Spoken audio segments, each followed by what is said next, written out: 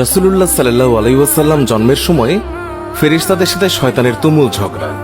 যেদিন ভোরবেলায় মহানবী সাল্লাল্লাহু আলাইহি ওয়াসাল্লাম জন্ম নেন, সেই দিন বিশ্বের সবগুলো মূর্তি মাটির দিকে নত হয়ে পড়ে। ইরানের রাজার বিশাল প্রাসাদের বারান্দা কেঁপে ওঠে এবং ছাদের 14টি প্রাচীর ধসে পড়ে। বিশ্বের সব সম্রাটের সিংহাসন উল্টে পড়েছিল। বিশ্বের সব রাজা বোবা হয়ে পড়েছিলেন, অর্থাৎ তারা কথা বলতে পারছিলেন না। সেদিন গণকদের সব জ্ঞান লুপ্ত হয় এবং জাদুকরদের জাদুগুলো অকার্যকর হয়ে পড়ে।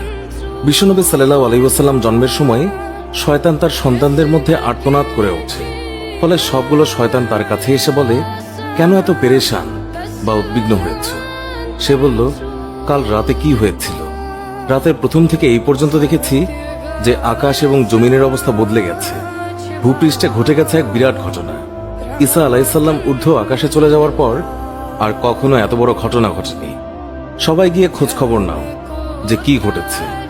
শয়তানরা চারিদিকে ছড়িয়ে পড়ে এবং ফিরে এসে বলে, কই, কিছুই তো দেখলাম না। বড় শয়তান বা শয়তানের নেতা তখন বলল, এই বিষয়ে খোঁজ খবর নেওয়া আমাদের কাজ। আর তারপর সে পবিত্র মক্কার কাবাঘর সংলগ্ন অঞ্চলে আসলো। সে দেখল যে ফেরেশতারা কাবাঘরের চারিদিকে ঘিরে রেখেছেন। শয়তান সেখানে ঢুকতে চাইলে ফেরেশতারা হুঙ্কার দিলেন। ফলে সে ফিরে আসে এবং চড়ুই পাখির মতো ছোট হয়ে হেরা পর্বতের দিক থেকে সেখানে প্রবেশ করে। জিবরাইল আলাইহিস সালাম বললেন, ওরে অভিশপ্ত, ফিরে যা। সে বলল, হে জিবরাইল, আমার একটা প্রশ্ন আছে, বলতো আজ রাতে কি ঘটেছে? জিবরাইল আলাইহিস সালাম বললেন, সর্বশ্রেষ্ঠ নবী মুহাম্মদুর রাসূলুল্লাহ সাল্লাল্লাহু আলাইহি ওয়াসাল্লাম আজ রাতে জন্ম নিয়েছেন। শয়তান প্রশ্ন করল, তার মধ্যে কি আমার কোনো কর্তৃত্বের অংশ আছে? সে তথা ইবলিস বা শয়তান আবার প্রশ্ন করল, তার উম্মতের মধ্যে কি আমার কোনো অংশ আছে? জিবরাইল আলাইহিস সালাম বললেন, হ্যাঁ। ইবলিস বলল, আমি সন্তুষ্ট হলাম। হযরত হালিমা বর্ণনা করেন, শিশু মুহাম্মদ রাসূলুল্লাহ সাল্লাল্লাহু আলাইহি ওয়াসাল্লামকে আমার গৃহে আনার সাথে সাথেই রহমত বরকত প্রকাশ হতে লাগলো। এত পরিমাণ দুধ নির্গত হলো যে রাসূলুল্লাহ সাল্লাল্লাহু আলাইহি ওয়াসাল্লাম এবং তার দুধ ভাই একান্ত তৃপ্তির সাথে দুধ পান করে ঘুমিয়ে পড়তেন। আর উটনির দিকে চেয়ে দেখতে পাই সেগুলোর স্তন দুধে পরিপূর্ণ হয়ে গেছে। বিবি হালিমা বলেন, আমার স্বামী উটনির দুধ দহন করলেন এবং আমরা তৃপ্তির সাথে তা পান করে সারা রাত আরামে কাটালাম। দীর্ঘদিন পর এটাই প্রথম রাত্রি যাতে আমরা শান্তিতে ঘুমিয়ে পড়লাম। আমার স্বামী বললেন, হালিমা, তুমি খুবই ভাগ্যবান এক শিশু নিয়ে এসেছ। আমি বললাম, আমারও এটাই ধারণা, এই শিশু অত্যন্ত সৌভাগ্যবান। বিবি হালিমা আরো বললেন, মক্কা থেকে ফেরার পথে শিশু মুহাম্মদকে কোলে নিয়ে যে দুর্বল বাহনটিতে চলতে লাগলাম, মুহাম্মদ রাসূলুল্লাহ সাল্লাল্লাহু আলাইহি ওয়াসাল্লামের বরকতে বাহনটি এত দ্রুত চলল যে সবার বাহনকেই হার মানালো। আমার সাথী মহিলারা আশ্চর্য হয়ে বলতে লাগলো, এটা কি সেই দুর্বল সওয়ারি যার উপর আরোহণ করে তোমরা প্রথম এসেছিলে? তারপর বাড়ি এসে দেখলাম সমস্ত বকরিগুলো দুধে পূর্ণ হয়ে গেছে, অথচ কিছুক্ষণ পূর্বে সেগুলো দুধ শূন্য ছিল। আমার গোত্রের লোকেরা তাদের রাখালদেরকে নির্দেশ দেয় যে তোমরাও তোমাদের পশু ওই জায়গায় চড়াও যেখানে হালিমার বকরি চড়ে।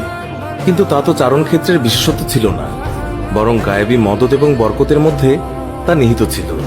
তা ওই সমস্ত লোক কোথায় পাবে? এইভাবে আমরা প্রায় তার বরকতের ঘটনাবলী প্রত্যক্ষ করতাম। হযরত হালিমা বর্ণনা করেছেন, তিনি কখনো শিশু মুহাম্মদকে উলঙ্গ অবস্থায় রাখতেন না।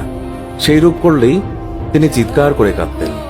যতক্ষণ পর্যন্ত তার শরীরের উপর চাদর টেনে না দেয়া হতো ততক্ষণ তিনি ক্রন্দন থামাতেন না। হালিমা বলেন, যেদিন থেকে আমি জানতে পারলাম শিশু মুহাম্মদ সাল্লাল্লাহু আলাইহি ওয়াসাল্লাম উলঙ্গ থাকতে পছন্দ করেন না, সেই দিন থেকে আর কখনো তাকে উলঙ্গ রাখিনি।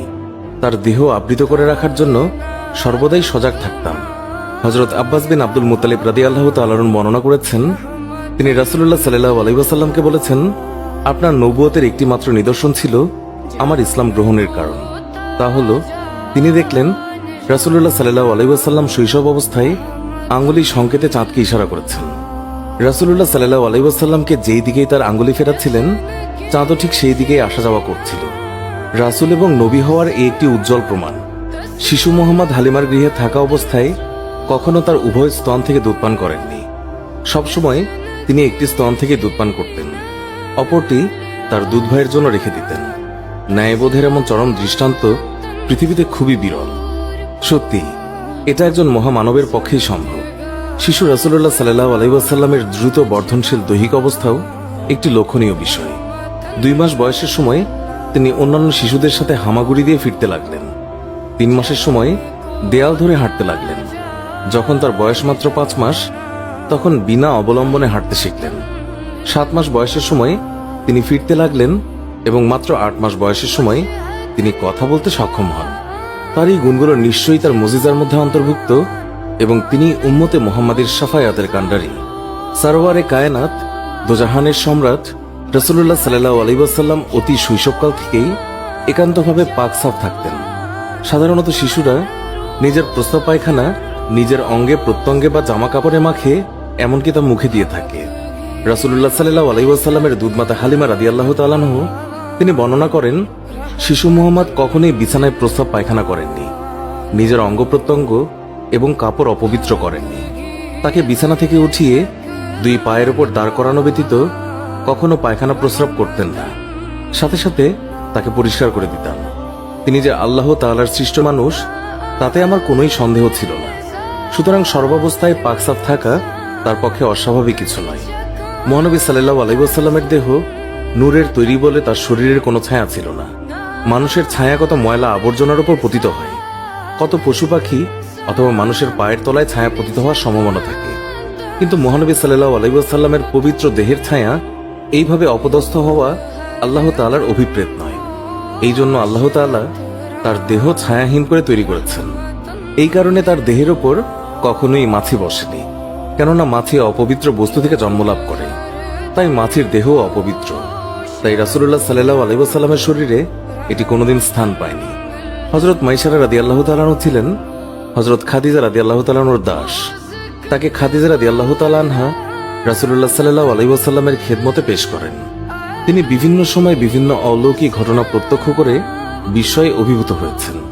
তিনি দেখেছেন রাসূলুল্লাহ সাল্লাল্লাহু আলাইহি ওয়াসাল্লাম যখন পথ দিয়ে চলতেন, তখন একখণ্ড মেঘ তার মাথার উপরে ছায়া বিস্তার করে তার সঙ্গে ভেসে বেড়াত। মানুষের আকৃতির এই যে অস্বাভাবিক কার্যকলাপ, এটা নিঃসন্দেহে রাসূলুল্লাহ সাল্লাল্লাহু আলাইহি ওয়াসাল্লামের একটি অনেক বড় মুজিজা, যা নবীর শৈশবকাল থেকে লক্ষ্য করা যায়। পূর্বে বর্ণিত প্রত্যেকটি বিষয়ই রাসূলুল্লাহ সাল্লাল্লাহু আলাইহি ওয়াসাল্লামের শৈশবকালীন মুজিজা, তবে এগুলো স্থায়ী নয়। বিশ্বনবীর জীবনের শ্রেষ্ঠ মুজিজা হচ্ছে পবিত্র আল কোরআন, যা কিয়ামত পর্যন্ত স্থায়ী থাকবে।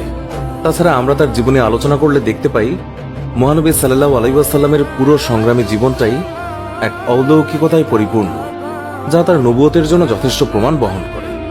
সুপ্রিয় দর্শক, এই ছিল আমাদের আজকের ভিডিওটি ভালো লেগে থাকলে অবশ্যই একটি লাইক দিন